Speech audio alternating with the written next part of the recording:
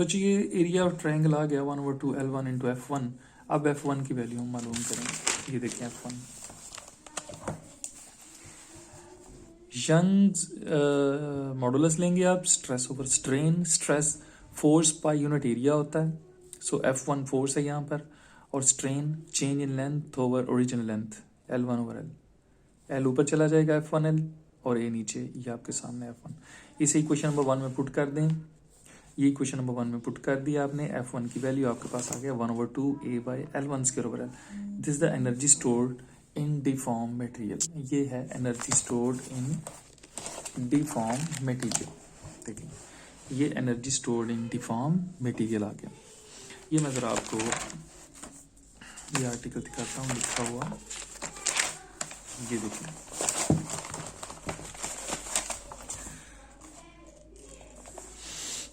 हमारे पास एक वायर है जिसको आपने फिक्स किया वन एंड पर और दूसरा एंड पर आपने स्ट्रेस अप्लाई किया। In order to calculate energy first we have to find the work. हमने वर्क मालूम करना है। To find work we have to take area under force extension graph. ये मैंने जो भी आपको सारी स्टोरी सुनाई है वो लिखी हुई है। ग्राफ देख लें। ये स्मॉल स्टेप्स बनाए हुए O से A तक। L1 डिस्टेंस है, F1 फोर्स है, फिर L2 है, F2 force. Let we have a force extension graph as shown in figure. ये आपको नजर आ रहा है। For length L1 force is F1, L2 length के लिए फोर्स F2 है। No force is variable, so to make force constant we divide whole curve from O to A into small patches and we suppose that force remains constant। force constant रहती है during each step but varies step by step। ये बच्चों सारी बातें मैंने आपको एक दफ़ा बता दी हैं पहले। अब आगे आ जाए। एक हम वो जो शेडेड रीजन करके उसका जो एरिया निकाला है F into delta c area आ गया। इसी तरह हम करते करते सारा एरियाज को मालूम करेंगे जो हमारे पास आ जाएगी एरिया ऑफ ट्राइंगल OAD। इस ग्राफ के मुताबिक मैंने उसे OAD कहा हुआ, ठीक है। ये OAD बेस L1 है और हाइट F1 है। ये देखिए 1/2 L1 F1, वही एरिया को एनर्जी का नाम दे दिया L1 F1। यंग्स मॉडुलस वही tensile stress over tensile strain. ये आपके पास F1 की वैल्यू, इसे आप 1 में जाकर पुट कर दें। ये एनर्जी का फॉर्मूला आ गया आपके पास 1/2 A/L1 स्क्वायर ओवर L। बच्चों ये तो था फॉर्मूला O से A तक। This formula for energy stored in deform material from A to B। Energy can be calculated by taking area. अब A से B तक की बारी है। A से B तक जरा आ जाए।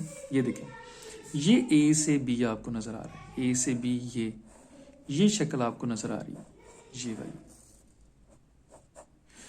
ये जो शेप होती है इसको हम कहते हैं ट्रेपीजियम। बच्चों इसका अगर आपने एरिया मालूम करना है, इसका L1 से L2 तक अगर आप दोबारा एनर्जी स्टोर निकालना चाहते हैं तो इसका एरिया ले लें। इसका एरिया जो भी आएगा आंसर आएगा उसका एरिया ऑफ ट्रेपीजियम। ये देखें ट्रेपीजियम मैंने बनाई हुई है L1 L2 F1 F2। इसका एरिया आप बुक में तो नहीं दिया हुआ ट्रेपीजियम का, लेकिन ये होता है 1/2 into height of the trapezium into sum of parallel sides. जो पैरेलल साइड्स हैं उनका सम, वो लेकिन लिखने की जरूरत नहीं है। आगे आ जाए। अब पोर्शन L1 से L2 की भी बात हो गई। अब नॉन लीनियर पोर्शन, ये जो नॉन लीनियर पोर्शन है इसकी बात करनी है आपने। जो नॉन लीनियर पोर्शन है इसकी बात करनी है। नॉन लीनियर पोर्शन भी ऐसे ही सॉल्व करेंगे जिस तरह हमने स्मॉल रीजन्स बना के एरिया निकाला, इसी तरह हम इसके भी स्मॉल रीजन्स बना के एरिया मालूम कर लेंगे। ठीक है जी।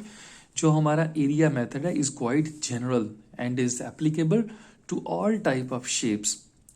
सो फॉर लीनियर और non linear graphs we divide whole of the curve into small steps and find areas of whole steps। ठीक है बच्चों, ये देखें ये हमने चैप्टर 4 फर्स्ट ईयर में भी ये बात बड़ी तफसील से पढ़ी थी। नॉन लीनियर पोर्शंस, ये देखें नॉन लीनियर की मैंने हेडिंग दी है, बल्कि ये to calculate area by taking small steps is quite general and we use it for all linear and non linear portions. So for non linear portions we also use this area method to calculate energy. Energy calculate करने के लिए ये area method भी use करते हैं। लो जी, question बड़ा important है इस चैप्टर में से। एक ये आर्टिकल ज़्यादा आता है और एक अगला आर्टिकल है एनर्जी बैंड थ्योरी। ये दो बड़े आर्टिकल इंपॉर्टेंट हैं, तो इसको तवज्जो से याद करना। कि अल्लाह हाफिज़।